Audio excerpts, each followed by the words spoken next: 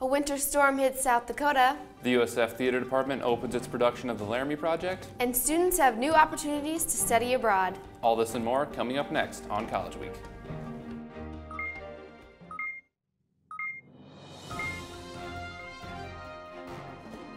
From the McDonald Center on the campus of the University of Sioux Falls, this is College Week.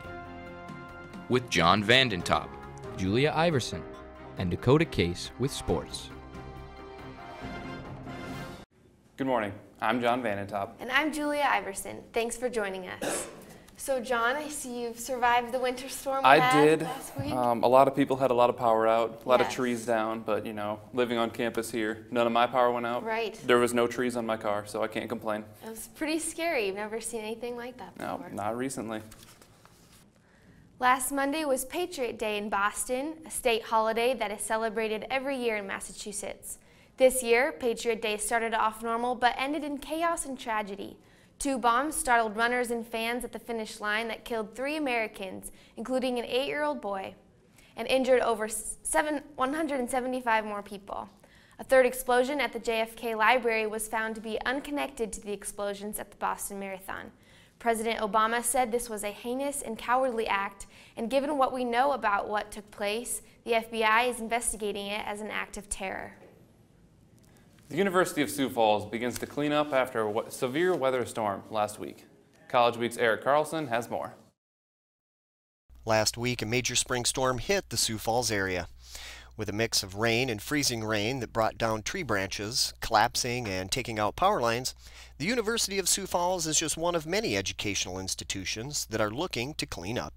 Lieutenant Jeff McDonald of the USF Campus Security explains a little bit about what it was like on campus during the bad weather. Lost power to several of the buildings, and with the loss of power, we'd lose some of our key card activation, so a lot of unlocks for students trying to get into buildings. The website went down, so there was no computers to notify students what was going on. So for USF student Noel Coleman, he wishes someone would have told him where not to park. It was pretty unfortunate. My car got smashed by a tree. Just the back windshield got hit out, and I guess I shouldn't have parked it there. Yet despite the unfortunate turn of events for Noah, he says he and his friends made the best of the situation. We came back on Friday around 3. We passed the time. We built a fort out on our front porch, our front yard, and just played cards by candles and grinded it out. It was kind of like a camping trip. So now with cleanup efforts underway and more potential precipitation coming, Lieutenant McDonald wants to make sure students are aware of the city's intentions this weekend. Getting calls from the city asking us to let students know that this weekend they're going to be focusing on this part of town, and if possible to please remove their cars from the streets. For the University of Sioux Falls, I'm Eric Carlson. Here at USF, the majority of students live in on-campus residence halls. While this adds to the community aspect of our campus, it also means that updates need to be made occasionally throughout the years to maintain the comfort and visual appeal of the residence halls. As some dorms are very much in need of renovations and upkeep, several groups and committees are aware of this and are ready to take action. For more on this story, here's College Week's Jaden Miller. Well, it's been really interesting how this topic keeps coming up really all over the place. Budget team meetings that I'm in, cabinet meetings, enrollment management team meetings, assessment committee meetings, student senate meetings. So obviously I really feel like it's a pressing issue on our campus that can't be ignored. The state of the dorms on the USF campus is something that has come to the attention of many committees and groups, according to Jean Brooks, who is the Vice President of Student Development. While Grand Island Hall saw updates this past year in the roof, carpet, and furniture, the next move is to take a good look at Burgess. Burgess is the next one that I think is another place that this has come up continually is through admissions, because when they do tours, I mean, they kind of have to show prospective students Burgess because that's where freshmen men are going to live. And we honestly feel like there are times when that's the deal breaker. Junior Carrie Lena is a USF admissions ambassador, so she gives campus tours to prospective students and tries to give them a feel of what it would be like to attend USF. That includes showing students the dorms, and she says that while the GI improvements often impress parents and potential students, many people are disappointed when they first tour Burgess. Well, I'm very proud of the University of Sioux Falls, so I'm excited to show the school. However, it does make me a little uncomfortable when I'm showing an area of the school that I feel doesn't really hold up to our school's standards. For some students, the dorms aren't always an important aspect of choosing a college, which was the case for freshman Stephen Arnold. However, since he has lived in Burgess this past year, he says that he has noticed room for improvement. I didn't really care, honestly. It was more of a sports thing for me when I first wanted to come here. But I don't know, I've kind of noticed since I've been here that I'd kind of rather have nicer facilities. Both Brooks and Lena agree that the living facilities at USF should meet a standard due to the cost of attending the school. It's something that it's an issue of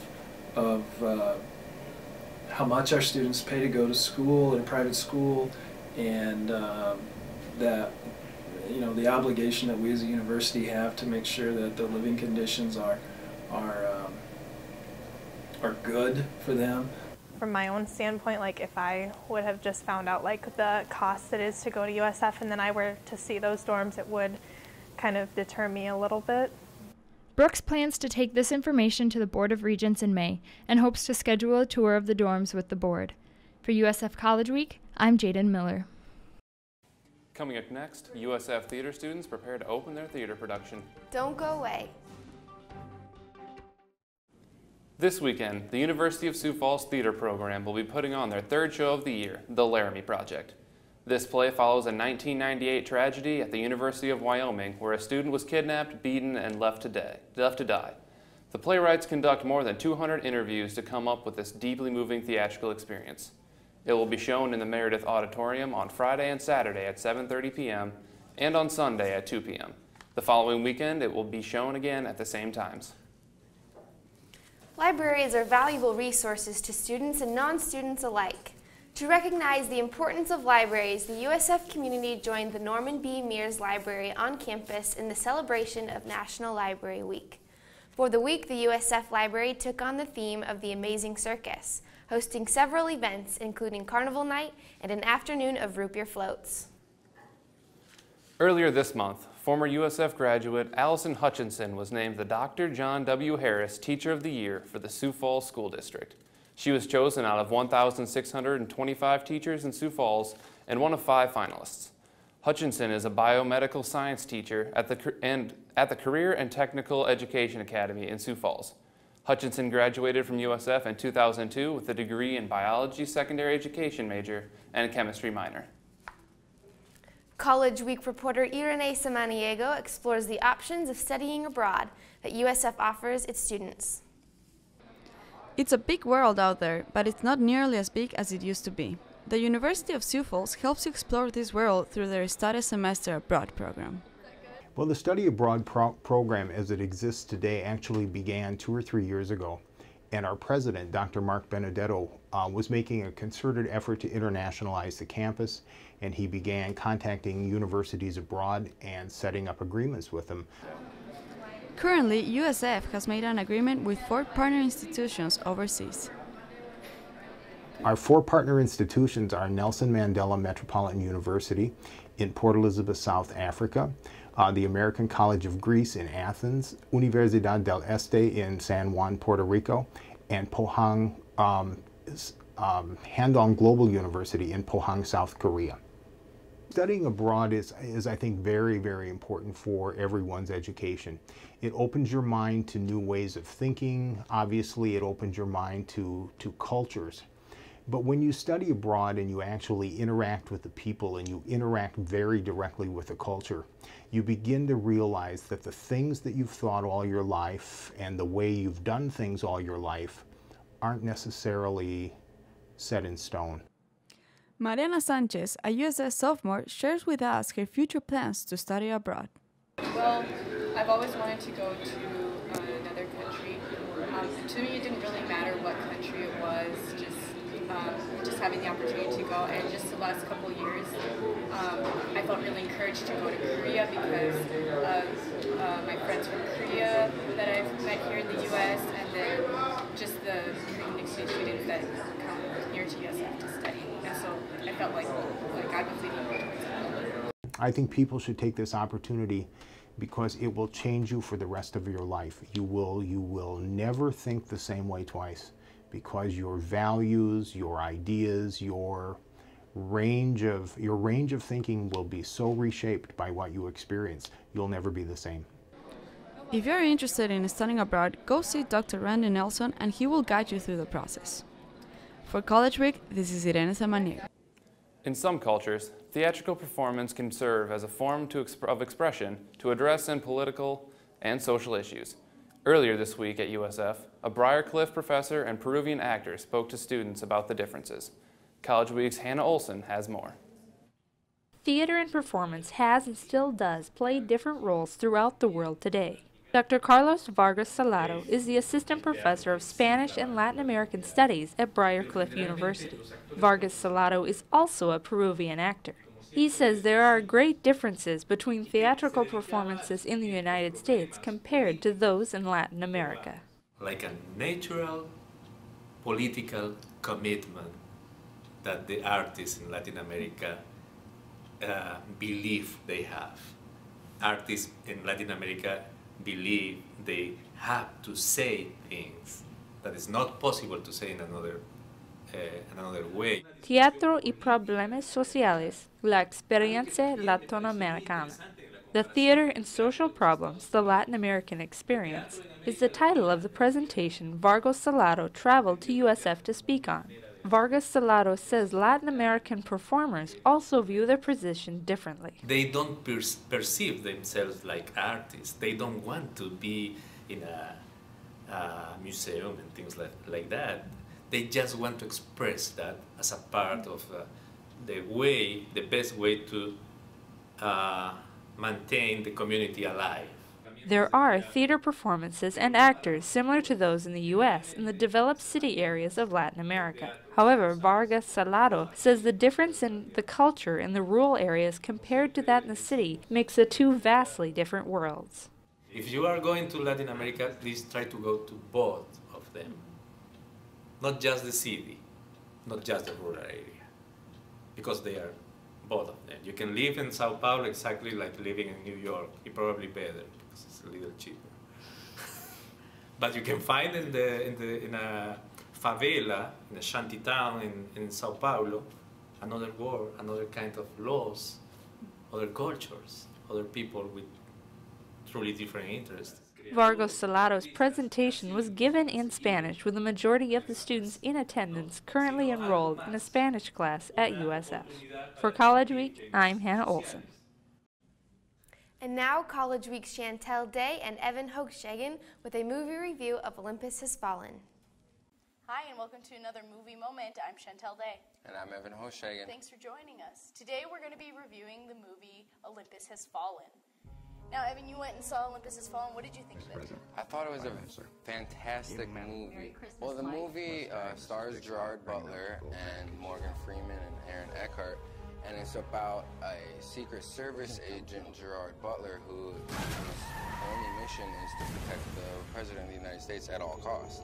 And Gerard Butler then takes it upon himself to go through and attack every terrorist in there and then save the President and also the country. For me, I love Gerard Butler. I'm being a girl. He's attractive. I like watching him. I also like Morgan Freeman, one of my favorite actors. Here's the thing where I disagree. In the very end of the movie, he has his battle with the main bad guy, the Korean terrorist, and he has all these guns like that he stole from the other guys, and they have nuclear explosions about to blow up, explode, killing the United States. And he decides, instead of just shooting him blank in the face, he's going to have this awesome knife fight with him. Now, I understand where the director was going with it, but it's so illogical. Now, they're trained to not just use weaponry, guns and everything. They're trained highly skilled assassins to use any other means other than guns, because a gun is so fast. If he would have pulled it, he has to be able to, get out of the way before it happens. So if they're trained with knives, with fists, with combat, not before the guns, but overpowering them. But this movie, to me, would get a 5 scale. I was at the edge of my seat the entire movie. There was not one moment where I was just like, oh, I don't really follow that, or I don't, like you didn't like those parts. The whole movie, the whole way through, I was just on my edge, just loving it. I give it a 5 out of 5 stars. That's very good. And, just for a difference here, I am going to give it 4 out of 5 because I really enjoyed it. It was really nice for someone who isn't involved in, any forces at all. I have no idea about anything. They made it very relatable to whoever was watching it. It's appropriate for a date night. It's also appropriate for a guys' night. It's a good movie overall. It is. Fantastic. All right, back to you guys. Coming up next, Dylan Dwyer sits down with Kevin Hesser. Stay tuned. Hi there, and welcome to another edition of Java Talk. Today I have the privilege of sitting down with Kevin Hesser, whose interim tag has been removed and he has been named the official athletic director here at the University of Sioux Falls. Thanks for joining us today, Kevin. How are you doing? Thank you. Good. How are you? I'm excellent. So before we get into your career as the athletic director, let's talk a bit about your athletic background before you got started, and then how you got connected with USF. Sure. I got involved with sports at a young age. Played basketball and baseball. All the sports that you start getting into, and I started excelling in baseball and football. Played that during high school and continued my baseball career at Nebraska Wesleyan, playing there in college, and really took a love of the game. And as I developed that love, I started thinking about careers and wanting to take that love of playing baseball and make it a profession. And obviously I wasn't good enough to play professionally, so started thinking about minor league baseball and took an internship and started looking at some different career paths there. Nothing panned out. But fortunately, I had the opportunity to meet Willie Sanchez, who was the AD here at USF before me, and we hit it off. He was a baseball guy, I was a baseball guy. It started the opportunity here at USF. I started as a graduate assistant and worked here for 3 years, graduated, went out to Cleveland State for a year in marketing and came back and been here this is my 5th year back. So a total of 8 years I've been at USF, and this is my 5th year back. Well, it sounds like you had some great leadership to learn from in Willie. Now that you are the official director, what kind of changes will you be making, and what should we be seeing differently in the future now? I don't know. There's not a whole lot of changes that we're making, or nothing that people would recognize, out the gates. One of the things that we are doing, though, that I'm really excited about is we're looking at our mission statement. Our mission statement was written way back when we only had 4 full-time head coaches. Well, now we've grown into a department that's got about 30 to 40 coaches, and we're just not the same athletic department we were back then. And so we're looking at our mission statement and rewriting it and working with the coaches who have the direct contact with student athletes, and what are we doing to impact the lives of the student athletes. And so we're identifying those things, which I'm really excited about. Well, I think that's a very good start. So we are nearing up to the end of our spring season here in the Northern Sun Intercollegiate Conference. Talk about our first year in the conference and how our athletics were as a whole. It's definitely not where we want to be, but it's a good start. I'm not content with where we're at. I want to get some championships in there, but we've had 3 sports finish in the top 3 with football, women's indoor track and field, and just this last weekend men's golf, which we're really excited about. We're in the upper third, or the middle third of the teams in all the all-sport standings, which I think is also something to be said, because this is our first year in Division II, and if you look at the 16 teams that are there, with the exception of us and Minot, they've all have a history of Division II, and here we're coming in and we're taking care of business, and as a department we've seen more success than half of them, and so I think is a good start.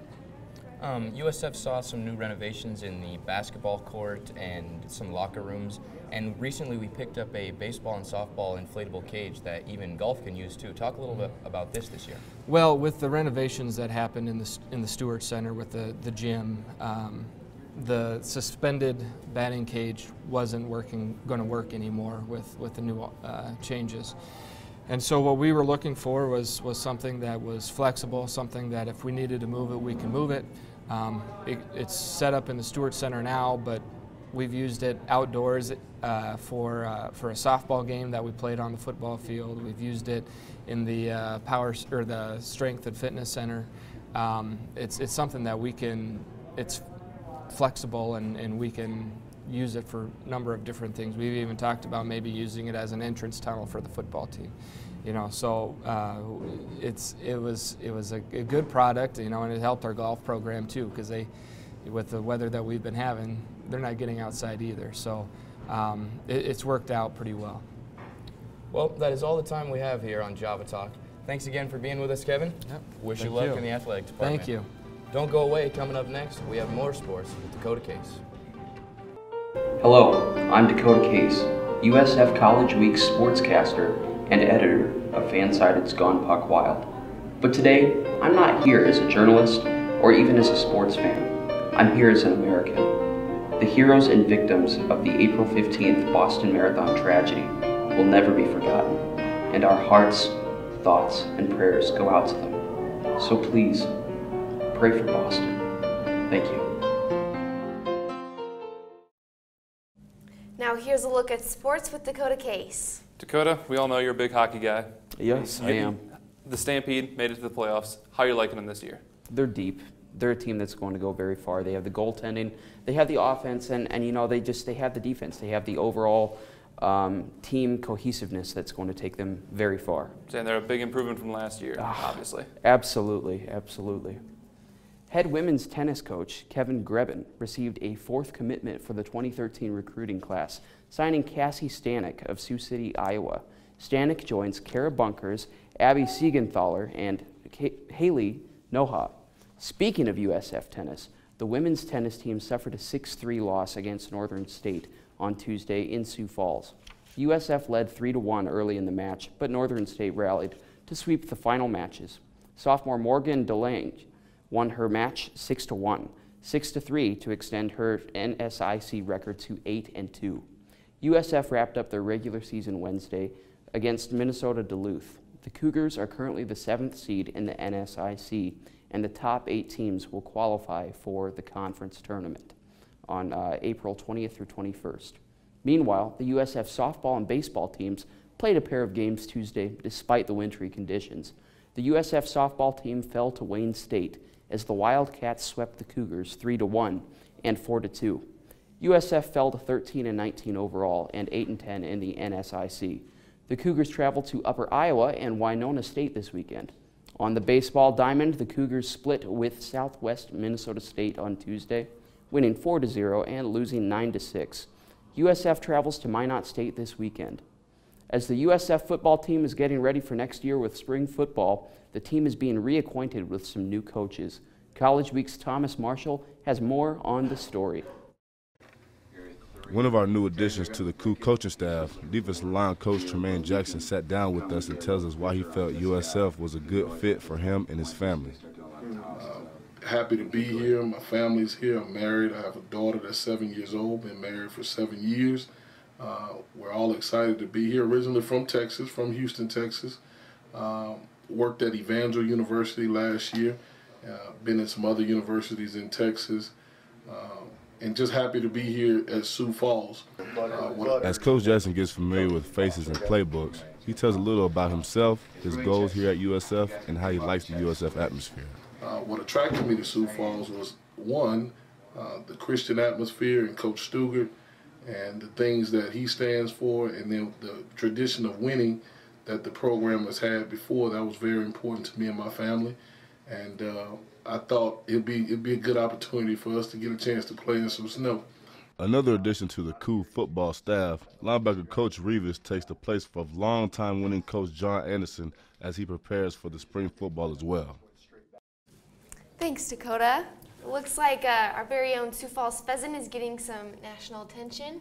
Yes, Barry Fowler played a pitcher in the movie 42 about the life of Jackie Robinson. Fowler played the role of Johnny Sane for the Boston Braves. Sane was the first pitcher that Robinson ever faced in his major league career. Fowler played in 20 games for the Pheasants and posted a 6-9 record with an ERA of 5.09. He's now trying to land a spot with an independent baseball team this summer. And that wraps up another edition of USF College Week. I'm Julia Iverson. And I'm John Vanentop. Stay classy.